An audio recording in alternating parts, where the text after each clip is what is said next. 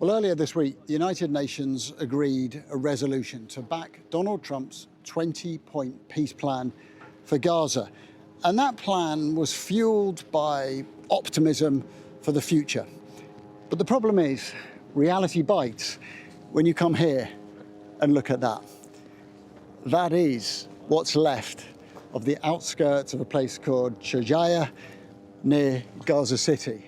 It is a landscape of complete and utter devastation. It's very hard to see a single building that hasn't either been destroyed or blown up. And there are no civilians, no signs of life here.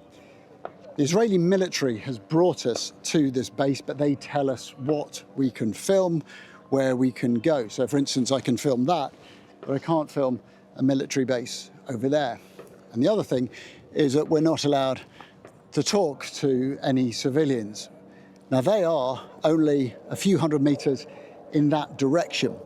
There is a large red and white mast over there in the distance. And that is the marker for the so-called yellow line, which now divides Gaza into two.